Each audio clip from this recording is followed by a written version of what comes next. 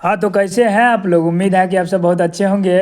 और आज के लेक्चर में आज हम लोग क्लास 12th के इंग्लिश का chapter 4 I have a dream इसका समरी पढ़ने वाले हैं, जिसके लेखक हैं मार्टिन लूथर किंग जूनियर। ठीक है, मार्टिन लूथर किंग जो जूनियर है, ये जो भाषण दिए थे ये अमेरिका में दिए थे। वहाँ पर काले और गोरे लोगों में क्या होता था, मतभेद ज़्यादा होता था। काले लोगों को बहुत कम अधिकार था वहाँ पर। इसी कारण से वहाँ पर इन्होंने मार्टिन लूथर किंग जूनियर ने काले लोगों का समर्थन में क्या किए थे, उनके अधिकार को लेकर के भाषण दिए थे। ठीक है, तो आइए इसके समरी को पढ़ते हैं। Martin Luther King Junior delivered the famous I have a dream speech on August 18, 1963 at Lincoln Memorial Hall. यानी कि मार्टिन लूथर किंग जूनियर जो है ये भाषण दिए थे। क्या भाषण दिए थे? आई हैव ए ड्रीम, यानी कि मेरा भी एक क्या है, स्वप्न है।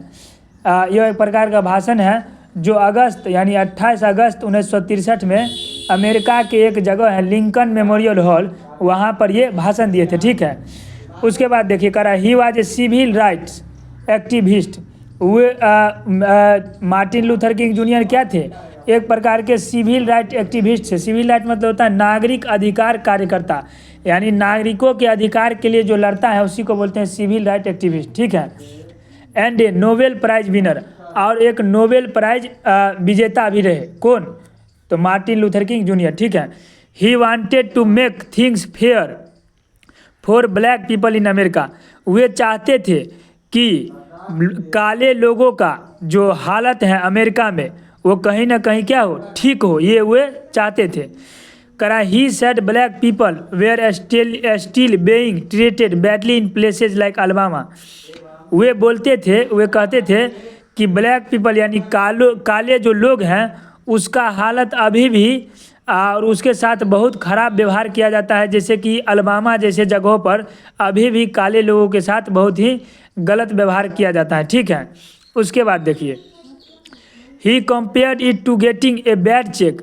वे इस बात का तुलना यानी काले लोगों का जो हालत था अमेरिका में उसका तुलना किस चीज़ से करते थे? तो he compared it to getting a bad cheque. वे ऐसा बोलते थे कि काले लोगों को एक बैड चेक दिया गया है। बैड चेक मतलब आप लोग जानते हैं बैंक में इसका उपयोग नहीं होता है बैड चेक का। अगर बैड चेक ले जाइएगा तो वो भजता उजता नहीं है। ठीक है, मतलब उससे पैसा आप नहीं निकाल सकते हैं। तो इसका कंपेयर उसी से किया जाता है। जैसे एक बुर्बक व्यक्ति को क्या करते हैं, वहाँ कैशियर और बैड चेक दे देता है जो भजता नहीं है। और ठीक उसी प्रकार वहाँ का जो अमेरिका का जो सरकार है वो काले लोगों को एक तरह का बैड चेक दे दिए। ठीक है, and not being treated like full citizen. और वे बोलते थे कि यहाँ काले लोगों को कभी भी यहाँ पर जो एक नागरिक होता है, पूर्ण नागरिक, उस तरह से यहाँ काले लोगों को व्यवहार नहीं किया जाता है अमेरिका में। ठीक है, he said America was doing well. वे बोलते थे कि अमेरिका तो बहुत अच्छा कर रहा है, बट लेकिन black people were still struggling. लेकिन अभी भी काले लोग क्या कर रहे हैं, संघर्ष कर रहे हैं। ठीक है, उसके बाद देखिए कहता है Martin has a dream. Martin Luther king एक स्वप्न देखते थे। क्या देखते थे? That the son of slaves children. क्या कि जो वहाँ पर गुलाम के बच्चे हैं, that the son of slaves children यानी गुलाम के जो बच्चे हैं, and the son of their masters, और जो गुलाम के जो मालिक हैं यानी गुलाम के बच्चे और गुलाम के मालिक के बच्चे will be sitting on the table of brotherhood together. जो दोनों क्या होंगे, दोनों एक ही टेबल पर एक साथ भाईचारे के रूप में बैठेंगे। इस तरह का वो सपना देखते थे कि कभी एक ऐसा दिन आएगा अमेरिका में कि यहाँ पर जो एक गुलाम का बच्चा होता है और एक मालिक का बच्चा होता है वो अमेरिका में एक जगह क्या एक ही टेबल पर बैठ करके खाना खाएंगे भाईचारा की दृष्टि से। वे इस तरह का वे सपना देखते थे। ठीक है, उसके बाद देखिए करा he wanted everyone to march together until black people had the same rights on as white people. He wanted everyone to march together. वे चाहते थे प्रत्येक से कि वे लोग उनके साथ चले। कब तक चले? Until black people had the same rights as white people. तब तक चले जब तक कि काले लोगों को गोरे लोगों जितना अधिकार नहीं मिल जाए, तब तक सभी लोग मार्टिन लूथर किंग जूनियर के साथ चले, ये वे चाहते थे।